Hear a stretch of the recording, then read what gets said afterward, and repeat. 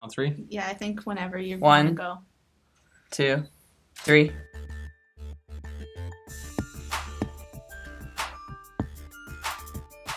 Hello, and thanks for tuning in to As Word Spreads, a BC podcast by youth for youth. So, welcome to As Word Spreads, a National Aboriginal Day special edition. This is episode 5. I'm Jess Boone. I'm here with other members of the Youth and Care community. Please introduce yourself. What's up, everybody? My name is Chris Tate, 25 years old, former Youth and Care, turned advocate, facilitator, photographer extraordinaire. I'm Shay. I'm not really sure how to follow up with that other than I'm 22. Perfect. All right, so before we start, I guess we're going to do a little acknowledgement of the territory. So we'd like to thank, the Musqueam, Tsleil-Waututh, and Squamish people for having us on their territories. Unceded Coast Salish territories. For sure. So, very exciting to be here. Yeah. And this is a National Aboriginal Day special. National Aboriginal Day special. So I guess we're going to be talking about youth and care issues with a Aboriginal perspective, and I guess we'll kind of get into some of our discussion. So today we're going to have a recap of kind of some of the youth and care issues that are happening in the province, what things may be going on in the youth and care communities. We're going to talk about Indigenous and people of color and children in youth and care. I believe there's going to be some discussion around intergenerational trauma in regards to local perspectives and maybe international perspectives as well. And then we're going to crack it open and start talking about Cindy Blackstock, the Canadian Human Rights Tribunal, and Jordan's Principle, and kind of where do we go from here. And then lastly, we'll be talking about the latest in youth and care fashion. All right, so let's just kind of crack it open here. In regards to youth and care issues or things that are happening in the youth and care community, what's up with you guys? Do you want to go first? I can go first. So this is Chris here. Yeah, so I guess there's it's just here in the Lower Mainland. There's a couple of things that I'm personally aware of. There's the fostering change and the support the 700. I've been trying to educate myself a little bit more on it. I was involved in the fostering change, like the petition and stuff, and that was really cool. Just helping get the word out about what youth and care needs support on, and also getting people to sign this petition showing that the public also supports youth and care getting support past the age of 19, which was last year in 2016, and that was pretty big. They got a lot of signatures. I can't remember. It was somewhere in the... I want to say 17,000. I'm just going to say 17,000. But look it up. FosteringChange.ca.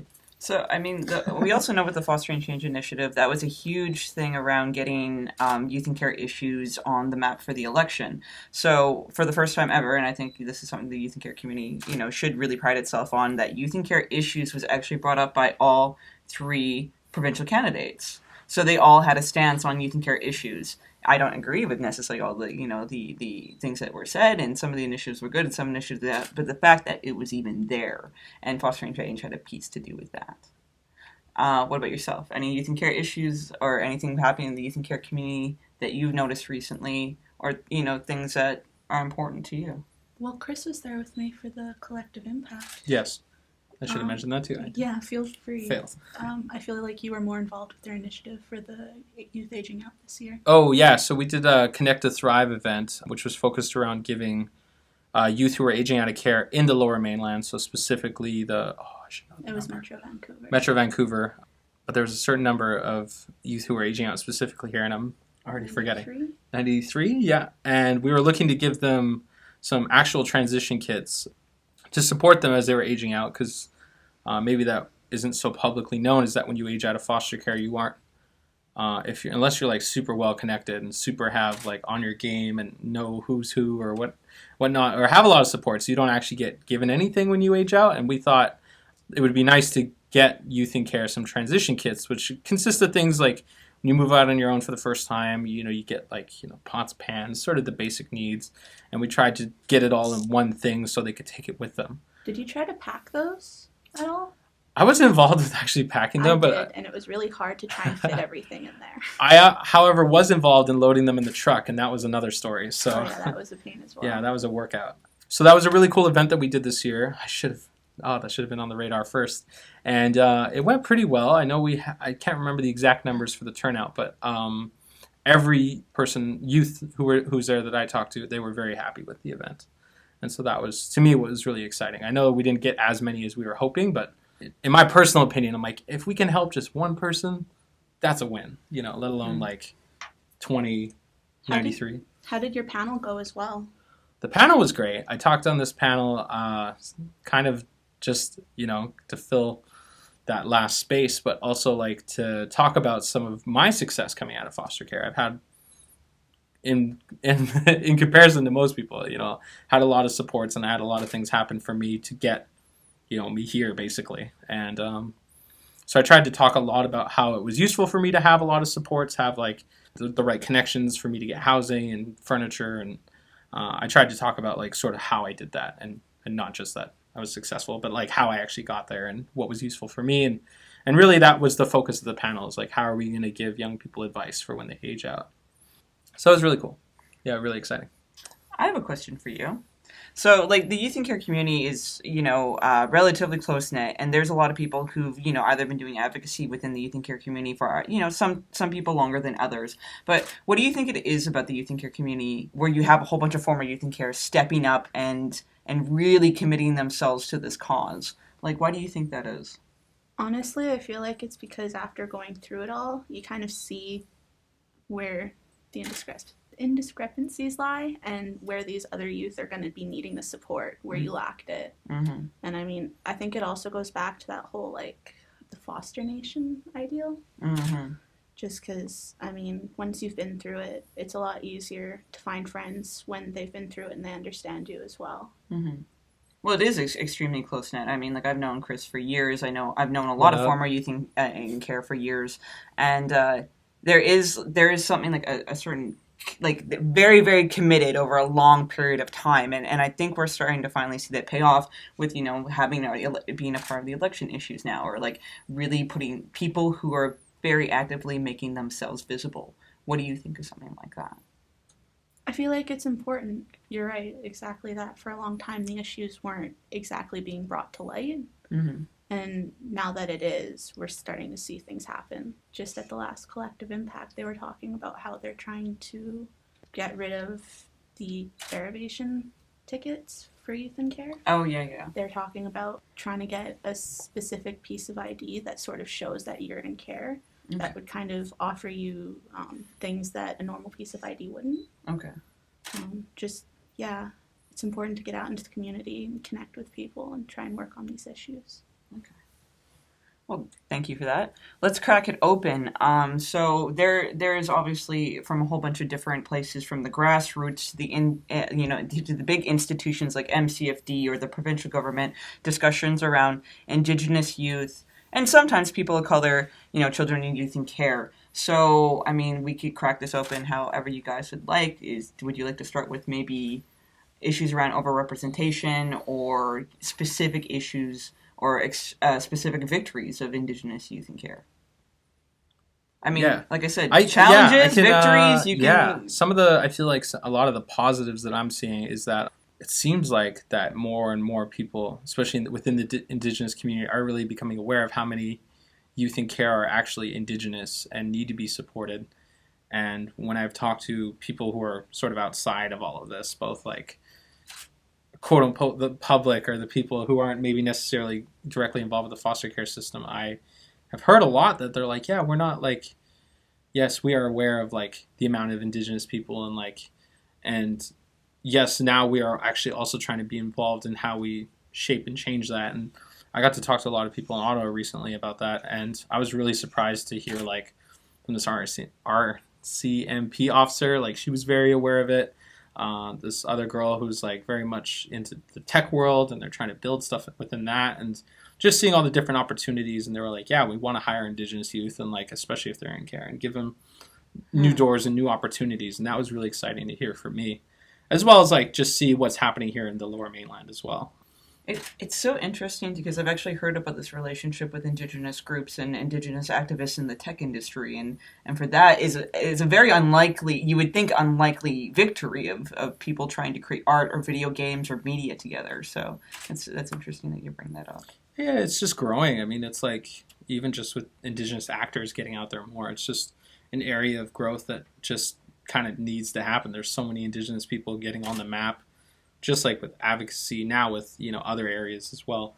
And because it's so unique and different, and I think that's really what's allowing it to grow sort of naturally. And from what I've seen with certain apps and other things that are coming out, some of them I shouldn't be talking about, but I'm gonna anyway, are just really exciting because it's like, oh my gosh, we get to learn about like historical context with certain stories and certain things in certain areas, like even here in Vancouver, which would be really exciting.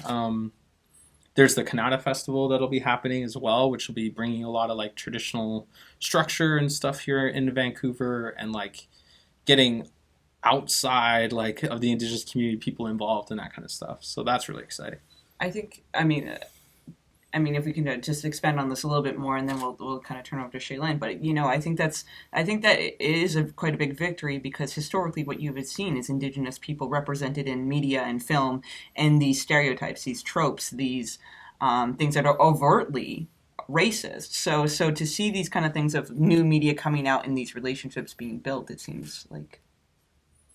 Yeah, and I think it's also it's like financially, I think it's being proven like on a certain level that it's profitable, and a lot of times people are just I can't remember the terminology, when they're positive for profit, or like they just want to make money and they see that there's an opportunity, which good or bad, at least it's good that it's getting sort of that lens out there a little bit. And I know when I've talked to certain Indigenous folks who are behind that personally, they're like, yeah, we want to take our profit and turn it into something else and reinvest into our community. And when I see that, I'm like, that's amazing. Like, when a lot of times they could just keep 100% of the profit, or they could just not, do anything with it. When I hear people who are growing with their success, I'm hearing that they want to donate it back, or they want to give their time and energy into doing this other thing. And that's really why they're trying to grow their business. And I'm like, that's cool. That's like something I want to do as well. Millionaire Chris Tate. Okay, so I guess turning to Shaylin here, like in regards to, Indigenous children and youth in care, what are like some of the challenges and victories that you're starting to see? I definitely would have to say a victory that I'm seeing lately is this connection to culture that Indigenous foster youth are being able to have now. I know growing up, I didn't really have one, and then I ended up going into care, and that's kind of where some of the opportunities came from. Like, I didn't really know about Anya or any of those other organizations beforehand, and now I can say I've been on a canoe journey, and I've gone to sweats, and, it's just, it helps with, if we're going back to that intergenerational trauma, to be able to heal with your culture. Mm-hmm. Yeah, I was gonna just agree, because it's so true. There's so much more culture and things being offered, and opportunities and stuff, and it's amazing to hear from Shaylin and other folks I've heard from, like, oh, this was like my first canoe journey. I'm like, it's so cool. Obviously, there are small victories and big victories and stuff like that, but what I generally hear from a lot of Indigenous people, that there needs to be more. Way more. So we're not going to discount it and be like, well, we're already doing the things, and we know there needs to be more of the things. That's why I, even just with people going to Kamloops or whatever, I still haven't been to Kamloops. I've been native forever, never been. But when I hear other people who've gone, I'm like, oh, that's so exciting. I'll eventually get there, or I'll eventually go to this thing, because it is getting out there more, and I think more youth are now getting on a certain awareness level, and definitely that's through social media and all this other stuff that's more popping now than maybe back then. Back then, 10 years ago, but you know what I mean? It's just people are becoming more aware of different things that are happening, and I think it's really helping Indigenous youth connect and want to try, these things that are very relevant to them, their tradition, their their cultural practice, and and it's really exciting. And for me, when I was growing up, that was also very exciting to do when I was much younger, because I'm much older now. Social media does play a big part in this, I imagine.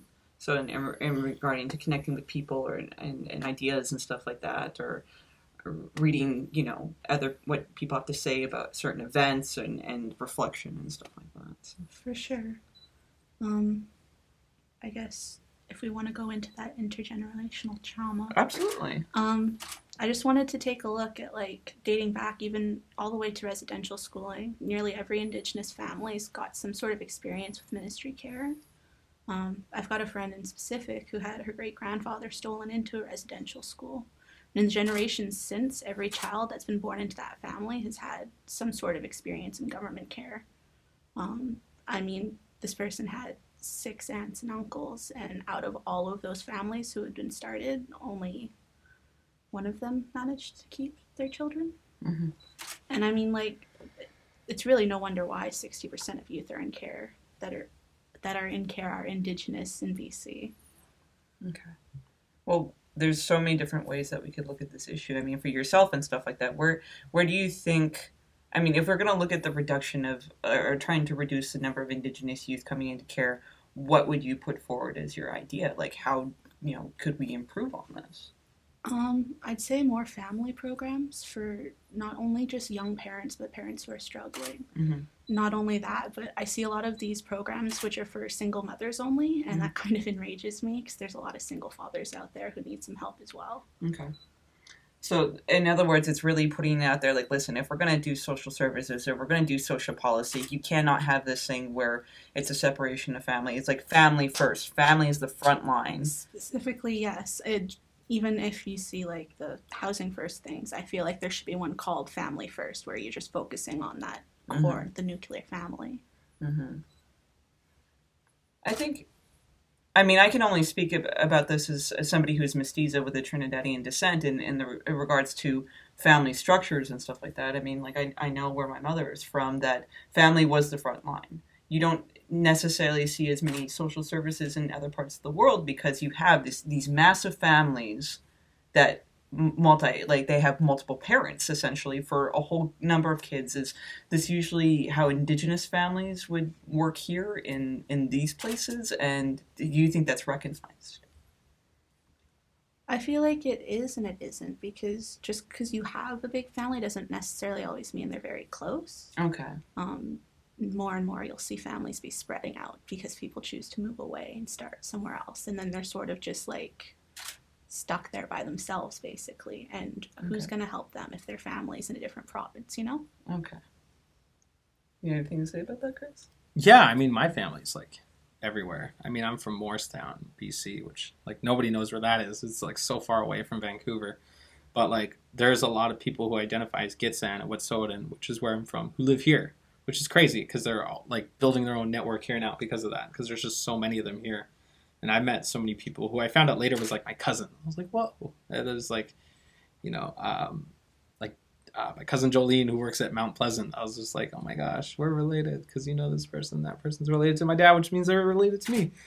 So very exciting in that sense. But then also, then it creates separation between, I think, a lot of between like where you're from and sort of what you're learning, and you're learning kind of secondhand a little bit. And that's where I find it can be challenging, like just being so far away from where I'm from and not having that day-to-day connection can be actually very I mean, not for me, but like definitely from what I've seen, it can be very hard for some people where I'll go visit, and I feel like that's enough for me. But I don't want to speak personally for everybody else, but I know for some other folks who are from where I'm from, they say it's really challenging, for them to not have that connection on a daily basis.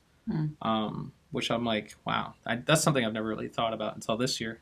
And it can be. But I think one of the ways we're working through that is building our own network here now. Okay. And kind of creating the smaller economic, connection. So if I can kind of wrap up what I heard just there, I mean, like, there is a concern with Indigenous youth being brought into care and being overrepresented in care. And to, if we were to look at, like, how could we change that? Family first services, helping things with, things that focus on housing before it becomes a crisis. Right. But that there's a challenge to that in the sense that maybe people are spread apart. People aren't necessarily close and stuff like that. So. Yeah, I was, sorry, I kind of forgot what I was thinking about. But yeah, I do agree with the having that family approach first, because I have seen that as well, and just feeling like it does need to be more family centric and maybe not this specific like single mom or whatever dynamic, because we're also like just becoming more diverse as a population and stuff, and it isn't just about this one thing anymore. There should be more open services for people as well. I mean, if I could quickly speak. I was silently agreeing when she was talking about that. I was just sitting here nodding, thinking people hear that at home. I'm gonna share a little bit of my own personal story, and then it's kind of see what you guys think of something like this. When I look at the reasons why that I was brought into care, my mother is a Trinidadian woman. She, she's from Trinidad. She was an immigrant. She moved. Her and her family moved to Canada after there was a decolonization movement and a revolution in Trinidad, and the water was so bad that they moved up here. And my mother went through a divorce. She was a woman of color, and she didn't have access to adequate housing or adequate supports for food and could not get a livable wage. And it's very difficult when a woman divorces, to make money. And a part of, like, a lot of these reasons of her coming from a country that was very violent and couldn't not being able to access or get what she needed was some of the reasons why I came into care. Do you believe that initiatives like affordable childcare or a livable wage would reduce the number of kids in care? I'm going to let you go with that. What do you think of a thing like that? Like, if people actually just got what they needed, would there be less kids in care? I feel like that's part of an approach that needs to be taken, but another one would have to be looking at everyone's mental health and just making sure they have the supports available for what they need. Okay. You'll see a lot of times parents had mental health issues, which ended up with the child who's now in care having mental health issues, and they're not always addressed. I know personally I aged out of care on a waiting list, got put on an adult mental health waiting list, and it's been almost 3 years and I'm still waiting. So definitely trying to address those issues without necessarily medicating everybody. Okay, so it's not just an issue of poverty and people getting what they need. There's also the thing, like, we need to actually address the mental health. People need a place to tell their stories. People need to have a place where they can say, this happened to me, and this is where I want to go with this mental health kind of thing.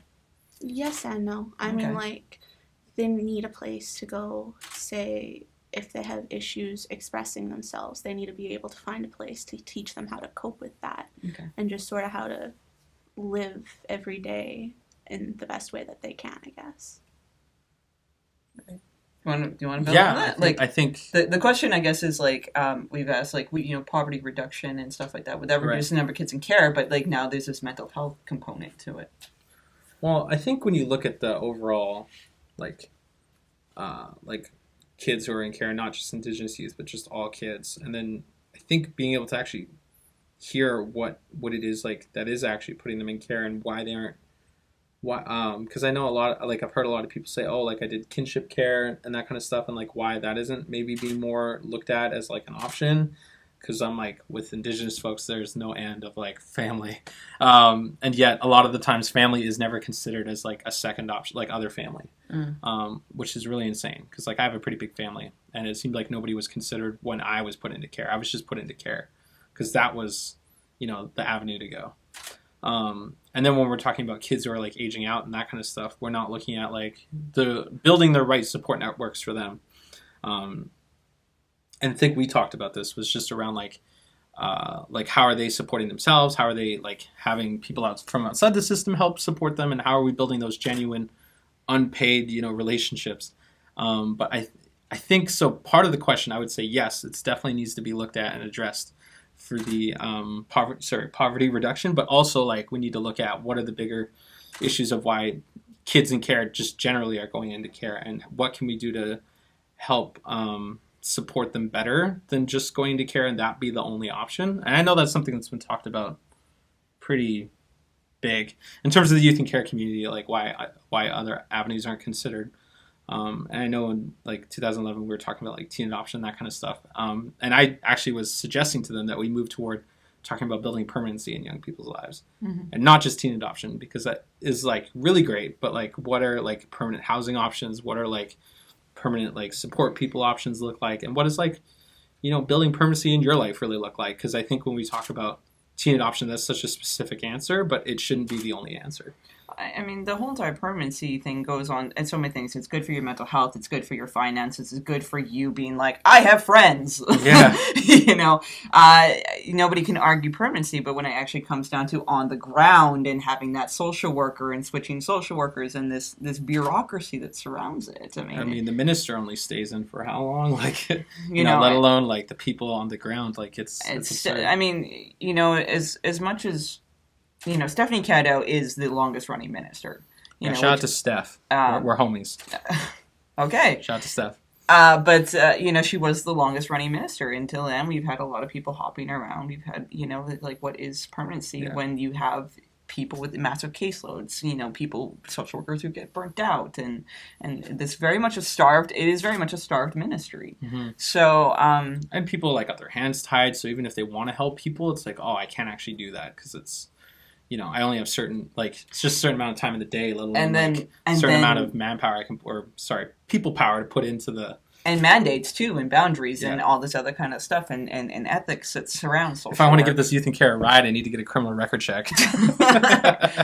Hey, or car insurance is another thing, too. It's oh, wait, is my car insured for this? I don't know if I can drive you down, so that happens.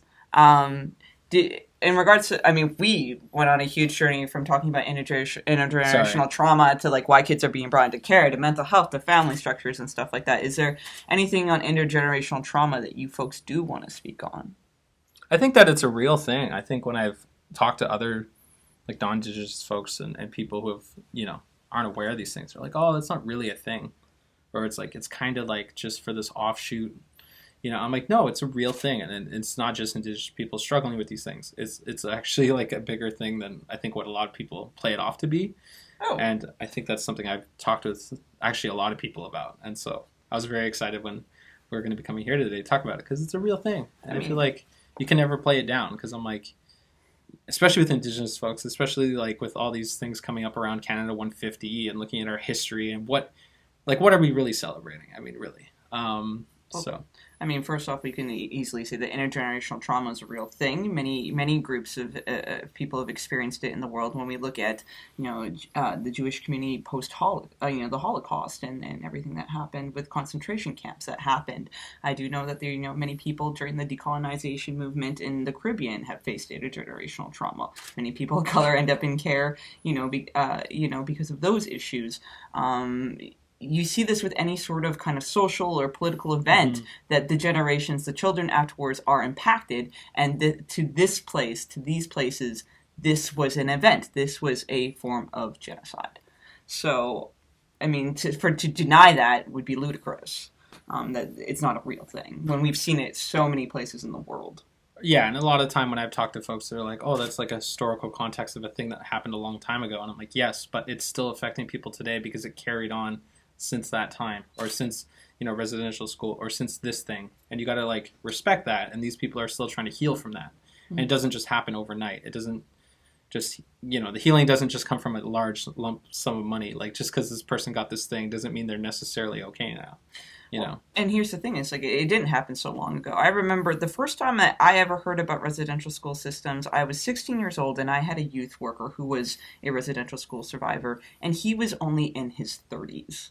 Now, I aged out in 2009, and so this is around 2006, right? Somebody in their 30s, so a young guy. He looked young, and so to say that this happened so long ago, when you have even young adults who are experiencing this stuff, it's you can't deny that this is still so much healing to be done. Do you have anything you'd like to add to this conference, Shaylin. Yeah. I'm like Chris, and now Shaylin. Shaylin, not Chris. We could always bring up Jordan's principle. Yes. Leading into the Cindy Blackstock, which is probably one of my favorite topics. Shout out to Cindy. I'm big fan, Cindy. We love you, Cindy. Would you want to start with Jordan's principle and the Keeney Human Rights Tribunal? Okay, so Jordan's principle is named after a 5-year-old who died in Manitoba in 2005 because the provincial and federal governments were so busy arguing over who should pay that he didn't get treatment that would have saved his life. This later led to a court case in the Supreme Court of Canada, which accused the Canadian government, which was then officially found guilty by Canada's Human Rights Tribunal, of allowing racial discrimination to guide fiscal policy and allocating funding to Indigenous children across Canada. First Call has been pushing the BC government since 2008 to declare support for Jordan's principle, and since last month, they've renewed the push. What do you guys think about that? I know Jess Boone's got an opinion. I mean, like, will anybody hire me afterwards, though? Bang.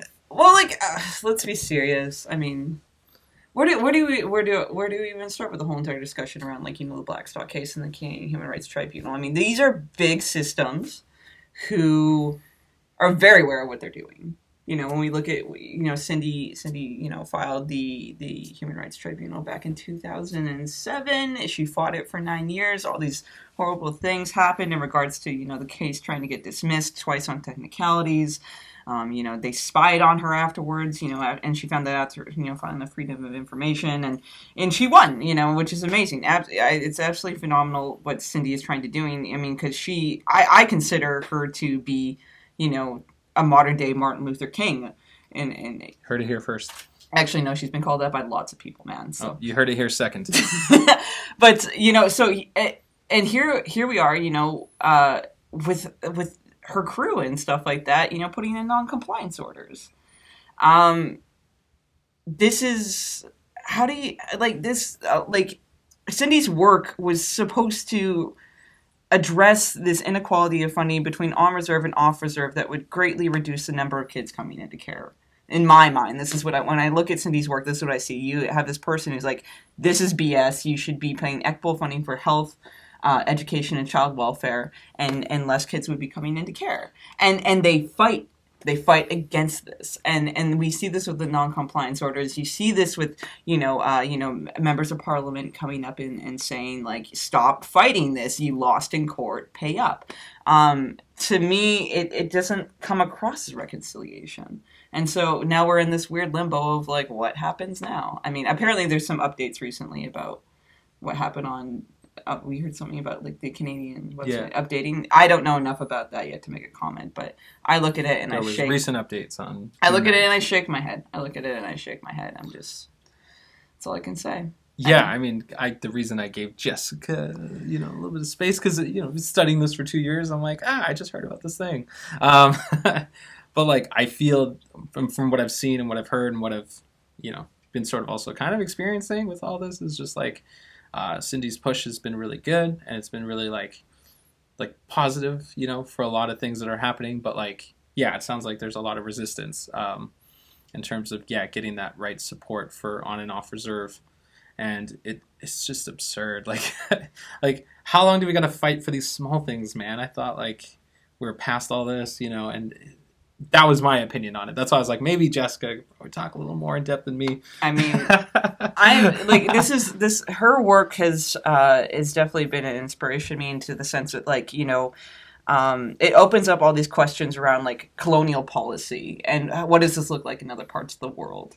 And so, recently I've been looking at, colonial policy here in Canada and places in South Africa and the Caribbean, and being like, there's a reason why they actively are going to fight these kind of court cases, right. And not comply, because I don't know. Yeah. It's colonization on a global level. Yeah, pretty much. Which is huge. We can lead from, that topic to this, and then it leads all back to this. I mean, Cindy's work mostly, I believe, focuses on reserve, but we also have to look at, off reserve, in the sense that you have this two-tiered system of the Ministry of Children and Family Development and delegated Aboriginal agencies, and delegated agencies just being starved for funds and just not even being able to operate themselves. So it's like, what does that even mean? Yeah, I mean, Cindy Blackstock, the next Martin Luther. Wow, that's huge. I always saw her as, like, Neo, you know what I mean? Or no, not Neo. I saw her as Morpheus, and then Jess Boone be Neo. I mean, like, how deep does the rabbit hole of colonization go? Well, like, I can only really speak about my view on colonization as somebody who's mestiza and coming from a Trinidadian family. Like, Trinidad decolonized. Mm-hmm. And so you have to look at those reasons of, like, why was most of the Caribbean able to decolonize and up here wasn't. Yeah. So when you look at issues like that on a grand scale. Anyways, I'm rambling. Anyways. So back to Jordan's principle. Next. Jordan's principle. I mean, like, this is a pretty, like, they should be paying for this stuff. This is not something that people should be putting non-compliance orders in for. And, I honestly just, like, pay up. You lost in court, and this is stop fighting it. But just tell us how you really feel, you know? yeah. I would agree. I would say, you know, lost in court, just pay up, man. Like, and like, it prevents not like just you, but like a whole community of people, you know what I mean? And I think if we can move past these petty things, you know, we can move on to the realer issues and other things so much faster, you know what I mean? And that's why I'm like, yes, there are other issues as well. Let's get to those too, man, because like, you know, the world's falling apart. It's a power struggle, I think, in my mind. Yeah. Anyways, okay, so that actually went into the whole entire thing, colonization on a global level, as we kind of, Bang. you know, talk about it. I mean, all I can really speak about on my experiences of being a former youth in care, because colonization does have a lot to do with my youth in care story. I don't know. Shaylin wants to talk about it. I mean, like, smooth transition. I mean, like, I just look at, you know, in regards to intergenerational trauma and my own story and stuff like that, I look about what happened in my family, my family coming from the Caribbean, because, yeah, like I mentioned it before. My mother's from Trinidad. She grew up during the time of, like, a decolonization movement, and that forced them to come here in Canada, and that intergenerational trauma was the reason why I came into care. I truly believe in my situation that if my mother had access to a livable wage and mental health supports and you know, had a place to tell her story about like what it was like growing up during a decolonization movement and a revolution and you know, got the support that she needed as a woman, that it would have been less likely that I came into care. Wow. So, you know, we need to start having discussions about how are we how are we working with women, with families, with people of color, you know, as citizens of this country to get what they need and in the end so that, you know, families can be more successful and we don't have to rely on social safety nets like the child welfare system. Very true. Because that's essentially what the child welfare system is. It's supposed to be a social safety net for crisis. And we don't need to be tapping these kind of resources. Like, families shouldn't have to be tapping these resources if we can do other things beforehand. I mean, yeah, and I've had my own, like, when I was a kid in care, my social worker told me when I'm out of a job, that's when I know things are going well. You know, and I never knew what that meant until I aged out. And I was like, oh, yeah, like, if there's less social workers, it means the world is kind of turning a little bit better. Yeah. You know, because then we're having to rely less on, like, having all these social workers, having all these, like, people making this whole system run because there's so many kids going into care. If we can actually prevent more and more kids from going into care, and then that kind of leads back into what sort of, you know, my fundamental beliefs are around building that permanency and that kind of stuff within their lives. I'm going to tap a little bit into what that could look like. Okay, so we, you know, the youth and care community will often go after the ministry and go on these huge rants and stuff like that. But I shout out to rants. No, but I do love to rant. Don't get me wrong. But like there are several different branches of the Ministry of Children and Family Development, and some of them work better than the others. So I've been doing respite work with the developmental disabilities community for the last 3 years. And so that means is like, you know, parents who have a child who has a developmental disability, they will get extra hands on deck and, you know, helpers to come in, you know, be it like just to let the parents relax, have fun with the kid, help out with chores, help out with things around the house. Almost like I would almost consider that part of my work as a glorified babysitter.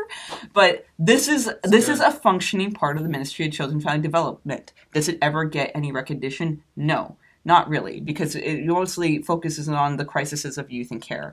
But here's my idea. If we could focus and we could provide more respite work to families, or respite support for families, I believe we would have less kids in care. It's a kind of a far off idea, you know, like, because you might have bigger issues happening, like social issues, but I believe that that other parts of the ministry that are functioning can translate into foster care. I know Shaylin's got an interesting rebuttal. Go. It takes a village to raise a family. Thank you. Boom. Hashtag. Foster nation. That's a Dorothea thing, isn't it? I think. Yeah. Oh yeah, Bri. Hey, what's up, Bri? Shout out Bri. Don't cry. All right. Yeah. So the respite thing. I found myself conflicted when you were saying that, because I felt like whenever I was put in respite, those were like, some of them were, sorry, I'm going to shout some of them out right now. Some of them were just like the worst kind of people doing respite. Like, I was just like, oh, I showed up and they were just like, yeah, we know why you're here. go mow the lawn or go be useful. You know, it was just like, it was the worst experience whenever I got respite. You do need good people to do that kind of work. But that's like with everything with foster care. If you have bad people doing it, it's probably going to not be that good. So, I mean, True. The math is there. It's simple. I mean, of course. I mean, like, you can't have people doing the shit. I would say ultimately, if we could get awesome people and an awesome thing in place where respite is really cool and is not just like this backup necessary thing, but it is actually just integrated into the, you know, for foster parents that have extra support, and it maybe not be mandatory, but like is available. Does that make sense? I personally would love to see respite work provided to families and stuff like that, more so, you know, before kids come into care. That's just me. Or like, you know, it's like, because childcare is a huge issue. Getting babysitters is a huge issue. I just like to see that be more of a thing that parents can access. Just any parents, not even necessarily foster parents, just parents. You know, I think having extra hands on deck for families would be an issue I would love to see in this province. Anyways, that's me. Tangents. Shout out to Tangents. Okay. So, what we can do? I guess we've kind of been talking about what we can do, but like, let's pop over to you, Shaylin. What would you love to see happen in the youth and care community? Definitely. We have a couple things written down. More T-shirts. A lot of for sure. Definitely, I'd have to go with like the Housing First initiative, because ageism and unemployment makes it really hard for youth to be finding places to go, to live, and I don't know. I highly value the Housing First initiative, because it's totally true. Once you have that stable place you can go at night, it's easier to try and look for work in the morning or to try and go to school the next day, you know? Or to do yoga. Yeah. Shout out to yoga. Sorry, I didn't know how to follow that up. Things we can do. Yeah, I think there's so many little things that we can do to really start. I mean, we could start recycling more. That's a big one. But like really what we could be focusing on is like how people who are being hired into these positions are actually being trained. That's something I've been slowly kind of helping work on, is like helping train foster parents and giving them more like understanding of like the situation they're going into. And it's been really eye-opening to see some of them like email me, you know, a year later and be like, thank you for like helping me with this thing. Cause now I'm like super educated, super smart, and super just self-aware that I don't need to be like an overbearing parent. I don't need to be like super never there parent either. Like they found the right balance with that. So the right training, getting them, and I think part of that does really come from like hearing experiences from youth like this. So check out our podcast. And also, just creating more things that are, getting basic needs like housing met. I think that's super, super important, especially here in the city, man. Oh, geez. The prices are outrageous. And then, sustainability, I guess. Yeah, and I think the thing I was thinking about, which I forgot, was that it? That was it. Shaylin wanted to add something. Sorry. No, don't apologize. Like, looking at programs like Aunt Leah's Place, where they've got the LINK program, and you're able to do that past 19. We need more social assistance programs or nonprofits like that, where youth who may have aged out but still need that support can go and find guidance. That sparked something. Like I would say really cool housing initiatives that I don't want to say privatized, but maybe are different.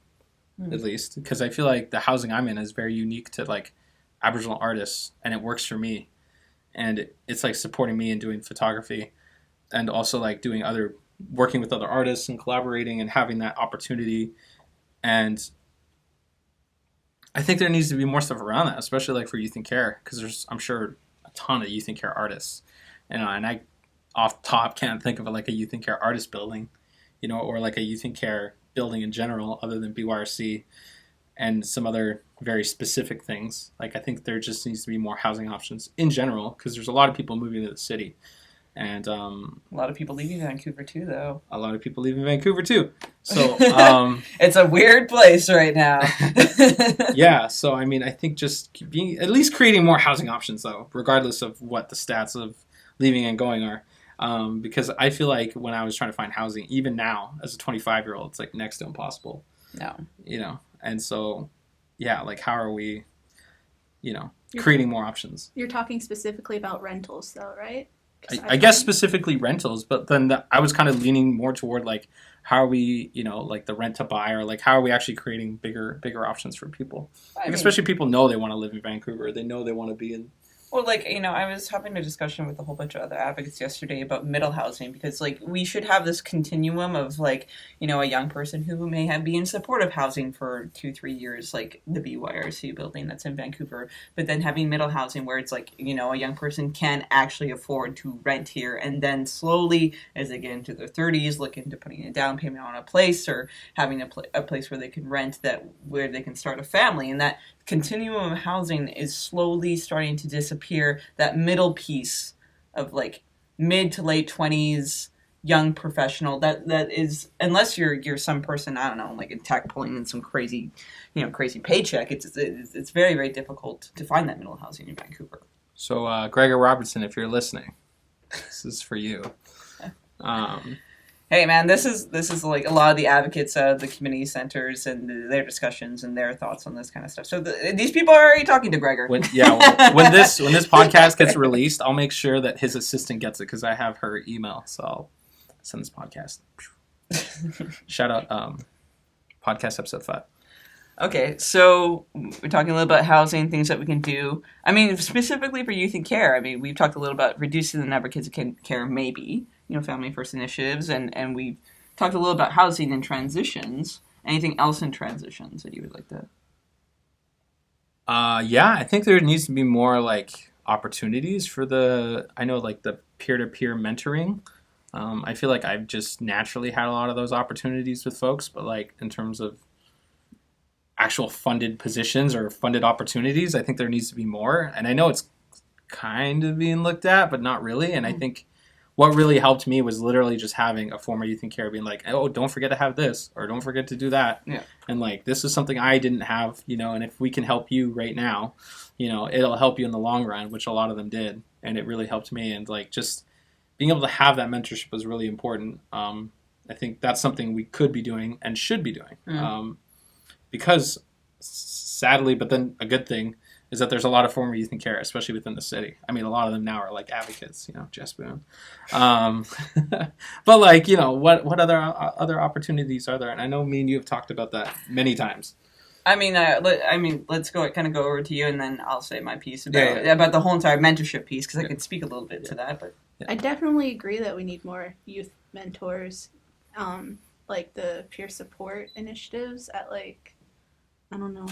I know I had a time where I was, sorry, my train of thought just completely gone.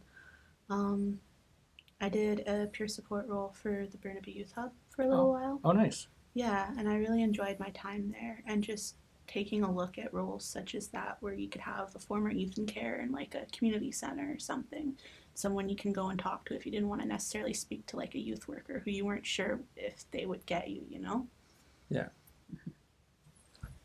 I mean, my experience is like it's so strange that the whole entire foster care has gone on as long as it has with me, and like how much it's become a big part of my life.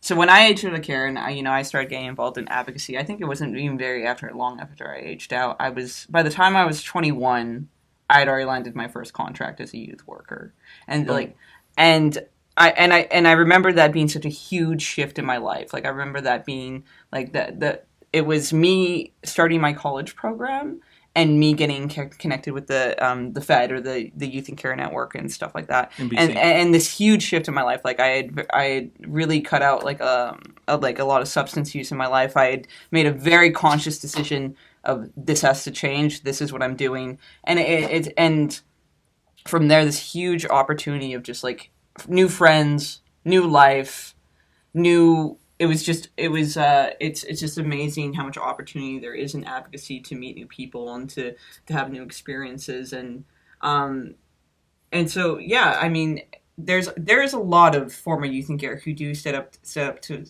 the plate to become advocates or become mentors, and I know I'm not the only one out there. There's a lot of us, and I think in the last 10 years it's definitely stepped up. Like it's very much a generational community. I can think of former youth in care in their 30s getting closer to their 40s who are still doing this. And I see myself doing this for a very long period of time, but also somebody who's one of the tuition waiver kids. So, what I do see when I meet other people on tuition waivers is that, there are definitely some people who step up and want to still do stuff with the youth and care community, and then some who don't. And I don't necessarily blame them for that, because, that was, who they were, and they want to go do different things. They don't necessarily want to become advocates. They have passions and love and stuff like that. But I would and that's totally fine. But one thing I do notice about the peer mentorship aspect, that it is dominated by females. I do feel like advocacy and social work is very much a pink ghetto. And what I would love to see is mentorship for young men. And for other former youth and care who are men who've done a lot of healing, who've done, the changes in their lives, and they feel comfortable and they feel ready to step up. Because I do see a huge gap for young men in the youth and care community. And we need strong men to step up. And people of color, LGBTQ mentors as well. Mm-hmm. That's a huge thing that's needed in our community. So in regards to that, mentorship. So if there's any former youth and care who are listening, who fall, who identify in such a way, I'd say when you're ready, we're waiting for you. Yeah. Oh yeah, that was huge. I mean, we also need good shoes, but mainly the big thing is we need a supportive mentorship. Yeah, and I would agree, and I think that's really, really honestly what actually helped me change into going from just some kid in care to this is I'm a public speaker, I'm this person, you know what I mean? And it really helped me just kind of move away from that identity and move toward more advocate, more this person, professional former youth in care, so to speak. And it helped me. And then that's why, I think I mentioned this to you already. I'm frustrated when I see people my age. They're still oh, we're youth in care. I'm no, you're advocates. You're this thing now. I mean, I still identify as a former youth in care. I'll say former youth in care at the end of time. But yeah, it is actually very much a part of my identity. These are my friends. These are the people who call me up and ask me how I'm doing. These are people who oh, I have mac and cheese at my house. Do you want to eat the mac and cheese? I go, yeah. Because we're both former youth in care. I literally do not have a day in my life where I'm not talking to somebody from the youth in care community. And that's why I'm hoping that there's more mentorship opportunities, man. Because we're already connecting, we're already making these things happen, And I think bigger than just a counselor, bigger than just this yak thing. Wouldn't it be really cool if there was this whole mentorship? It could almost be its own organization, really. And it could be specific to youth and care. It could even just be specific. I mean, I guess it's kind of what Big Brothers, Big Sisters kind of does, right? I guess they kind of just do mentorship. Okay, I'm going to stop talking. Any more? As I was talking, I realized... any more on the what we can do thing? I mean, mentorship is a big thing, and that's transitions and all this other kind of stuff. I mean, we could elect better people, just saying. I'm sorry? I was going to say, we could elect better people, I'm just saying. Won't say any names. Everything's in Christy Clark. Everything's. That's gonna get edited. Hey man, I did. Or don't edit it. I didn't vote. I don't vote red. But that's just me. Anything else you'd like to add on the what we can do thing? Policies or personally? I mean, honestly, I want to go back to that mentorship piece, just because if we could find a fund so we could pay these former youth in care, get them some job, employment experience, just sort of advocating and doing what needs to be done. I notice just from my own personal yak, you don't necessarily always have the manpower when the money's not there. And how it's cool to have youth workers or specific, but their job would be so much more relieved if they also had mentors and people on site. You know what I mean? Someone with lived experience. Lived experience. It goes so much further than a degree. Sorry. But and it's so powerful to hear from somebody who's been in your situation and just a bit older. You know what I mean? It just is you don't feel like this is being handed to you, that you don't feel like this is oh, I had to apply for this thing and now I got it, and now it's I'm one out of 1,000 people who have this amazing opportunity. It's no, they were just there and they want to help everybody. And I'm sure it would actually probably in the long run actually help a lot more youth get on track with I mean, the big thing is around school. So we'll just say school for an example. Like, it'll help them get towards school and other opportunities, and that's huge. Because, like, me trying to finish high school, but, really I wouldn't even be there if it wasn't for some of the mentors I had pushing me to do that. Because they were saying, this is, at the very minimum, this thing is important. You know what I mean? Because then you can get any job on this certain level. And then from there, go from there. All right. Super Yes. sweet. Next topic. So I guess I think we're in the midst of wrapping this up. We talked along, and this is a longer episode. This is special edition, by the way. Special edition. So, Shout out to Meredith. Oh, hey, Meredith. There's we could do shout outs all day to the people in the youth and care community. What's up, Rachel Malik? Rachel Malik. Rachel Malik. The legend. So I think we're gonna pretty much, I guess, wrap it up in the sense that Shaylin wanted to do something around a recognition about youth and care issues. Yeah, I mean, after everything we've talked about today, I just really wanted to recognize that these issues are happening not only just specifically in Metro Vancouver, but like in BC and even in all of Canada, I guess. And it's been long enough, and I feel like now that we're starting to talk about it, we should really start to be trying to put the time and the resources into fixing these things. Mm-hmm. Well, I mean, the youth and care culture has arrived. It has its sad moments, its happy moments, its ridiculous moments, and it's arrived. And we need the financial backing to change these things. So I agree with you. Are we just doing like closing statements or something? Yeah, or more shout outs. I'm gonna just spend my closing statements just doing shout outs. No, and I think what we're seeing now is that it's happening, especially like for Indigenous youth, getting to a level, getting honored, I should say, and then also like getting their voices heard. I think that is happening, and I think here in Metro Vancouver, it's slowly being seen by the rest of the province. And even just with the Connect to Thrive event, there was people trying to get from outside the city, try and get connected to that event.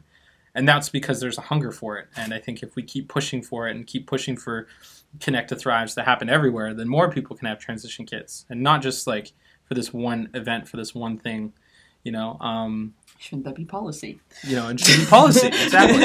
I think the job I have now doing the RISE stuff is really helping me push for more programs to expand, to include Aboriginal families and to have, once again, the policies there that say we need to make space for Aboriginal families, both youth, adults, elders, to have them in that space and to like make it as inclusive as possible, which means removing all the barriers, including the financial barriers. I go on forever about that, but and I think actually getting youth who are Indigenous, getting their voices heard, at a government level is very important. And I mean, eating bacon, very important. So,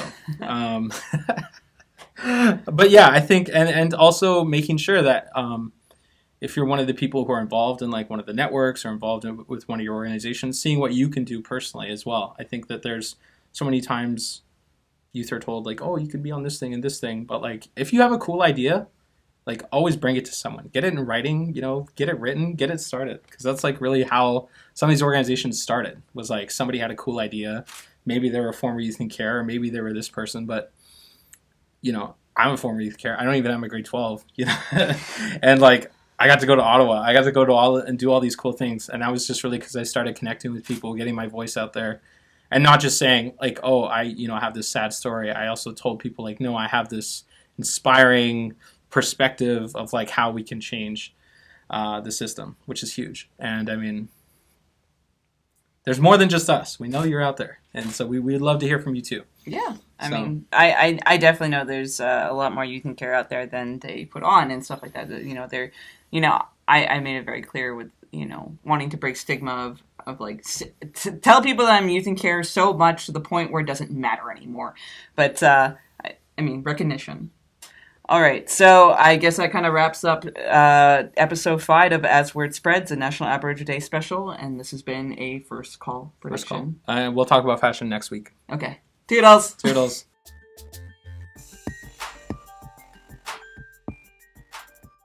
This was an episode of As Word Spreads. Stay tuned for more of the world as youth see it.